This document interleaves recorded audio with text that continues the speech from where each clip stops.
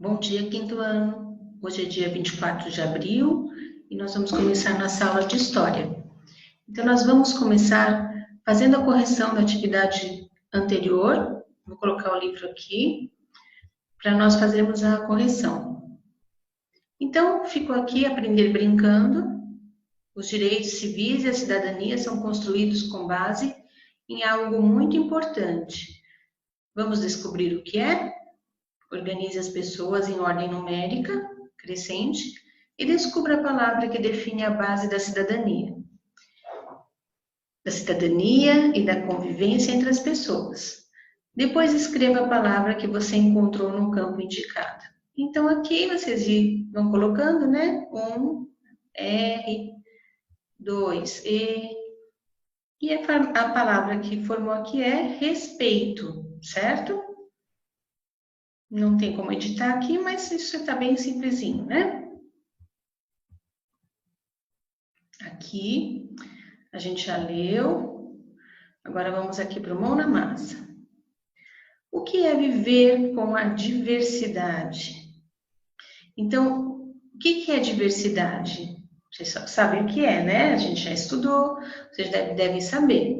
É ter pessoas com hábitos, culturas, etnias diversas convivendo. Então, pessoas de todas as formas convivendo em harmonia. São pessoas diferentes, diversas, né? Raças, que são etnias, hábitos, culturas. Dê um exemplo de respeito à diversidade expresso nas nossas leis.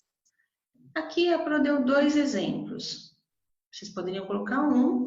Vamos ver se vocês colocaram o mesmo que eu. Eu coloquei o respeito a diferentes religiões e a igualdade de direitos civis para todos, independente da cor, raça ou etnia. Tá bom? Isso aqui é bem pessoal, né? Vocês vão colocar, alguns vão colocar uns, outros vão colocar outros. Tá bom? Então, a nossa correção é essa. Não tinha mais nada para corrigir, essa parte do capítulo acabou. Então, eu vou mudar de página para nós irmos para Direitos Civis dos Afrodescendentes no Brasil, certo? Durante o período da colonização do Brasil, o trabalho pesado, como aquele realizado nas plantações de cana-de-açúcar, era realizado pelos africanos, na condição de escravizados. São consideradas escravizadas as pessoas que trabalham sem receber nenhum pagamento em troca e não têm direito à liberdade.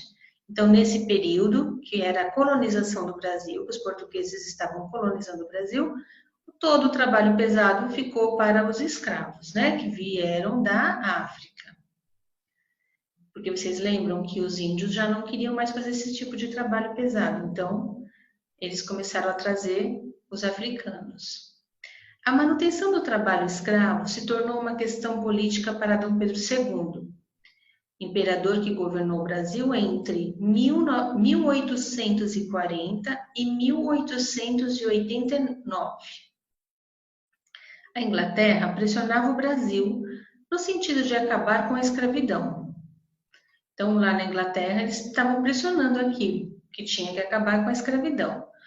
O Brasil foi um dos últimos lugares que acabaram com a escravidão, que declararam a abolição da escravatura, seguido apenas por Cuba. A pressão inglesa não foi o único fator para a criação de leis que promovessem gradativamente a abolição da escravidão, uma vez que os próprios trabalhadores escravizados pressionavam o governo cada vez mais por sua liberdade. Então, não era só a pressão inglesa que estava lá forçando o Brasil para abolir os escravos. Os próprios trabalhadores que estavam sendo escravizados já estavam fazendo um movimento para que tivesse liberdade, né? Observe a seguir algumas conquistas da população africana e afrodescendente, que foram os que nasceram aqui já, né? São descendentes de africanos, que tramitaram em leis no Brasil e, aos poucos, garantiram a melhoria nas condições de vida dessas pessoas e o início da constituição de sua cidadania. Então, a gente vai ver algumas conquistas, tá bom? Aqui, olha, é a carta assinada pela Princesa Isabel, é a Lei Áurea, é a lei que declara a abolição da escravatura, tá bom? Que foi em 1888.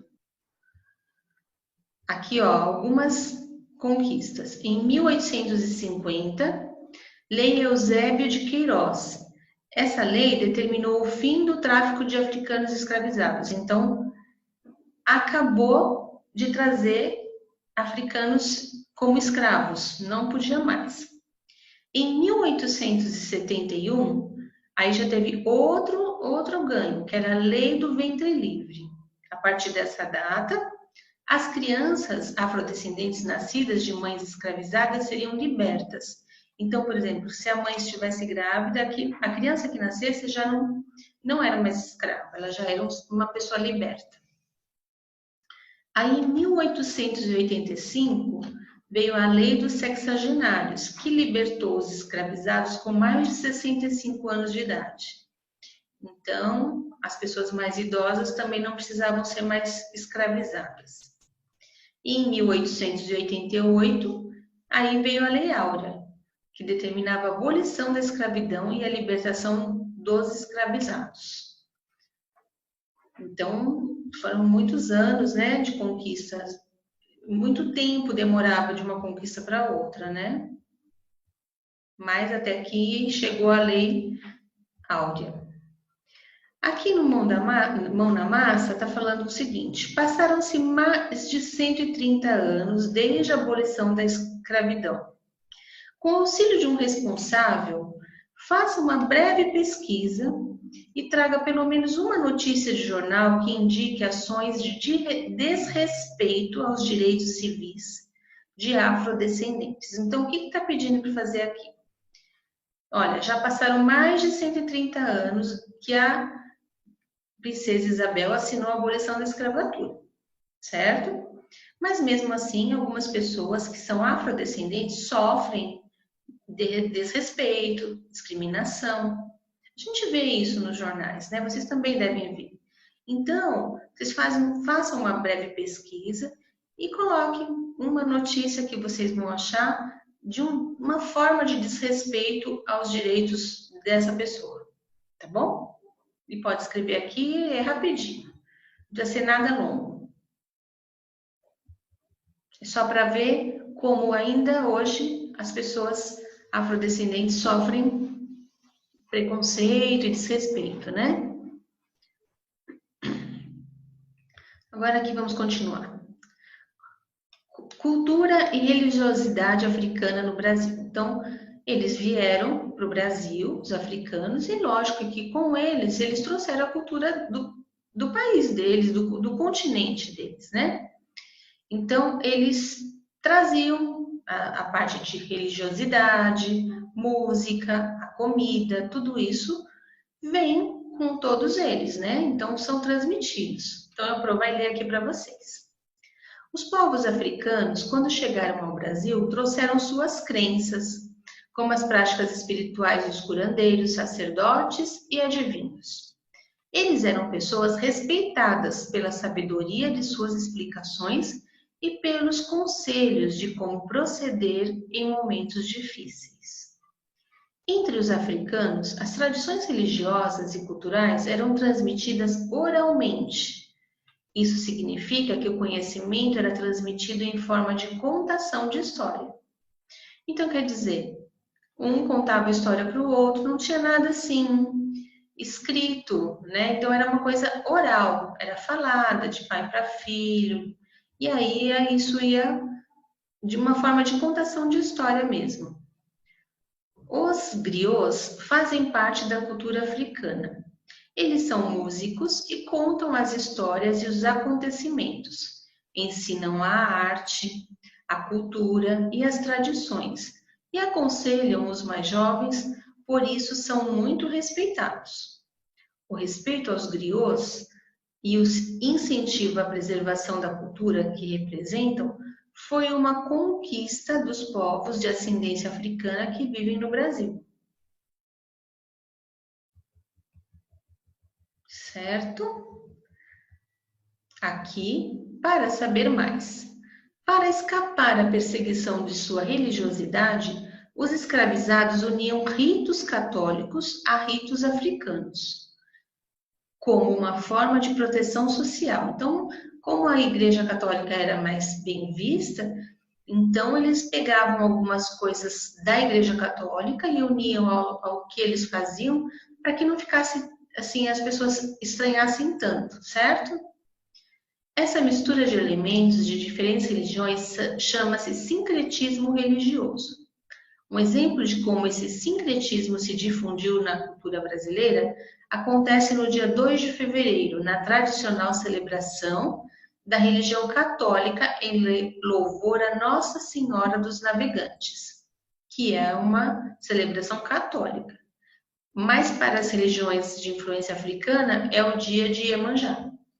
Então eles uniram isso e para não ter tanta discriminação. Porque tinha e até hoje ainda tem, né? O racismo e a lei. Menos, mas tem. Você sabe o que é racismo? Quando tratamos mal uma pessoa ou não a aceitamos apenas pela sua cor ou etnia, estamos agindo de uma maneira racista. No Brasil, racismo é crime. Em 1951, foi aprovada a Lei Afonso Arinos, que proíbe qualquer ação de preconceito de raça ou cor. Atualmente, o racismo pode estar presente em qualquer ambiente, até mesmo no digital. Cada vez mais são noticiados casos em que as pessoas usam a internet e as redes sociais para ofender e incentivar o ódio contra pessoas negras, o que também se configura crime, de acordo com a Lei número 7.716, de 5 de janeiro de 1989. Então, racismo é crime, a pessoa pode pagar judicialmente, pode ir, né, responder isso para a justiça, se ofender uma pessoa, se tratar uma pessoa com ódio, incentivar o ódio, tá bom? Então, existe uma lei que protege as pessoas disso. Artigo 1º. Serão punidos na forma desta lei os crimes resultantes de discriminação ou preconceito de raça, cor, etnia, religião ou procedência nacional. Tá bom? Então, tem essa proteção para o cidadão. Aqui. Essa lei foi mais uma conquista no sentido de garantir os direitos civis. A lei prevê que o crime de discriminação, que tem como exemplos a recusa a atender pessoas negras nos estabelecimentos, tratá-las de maneira diferente, negar a educação formal a uma pessoa negra, etc., deve ser punido com a prisão do criminoso. Então, as pessoas que tratarem mal alguém numa loja ou num restaurante, numa escola, ela deve ser punida com a prisão.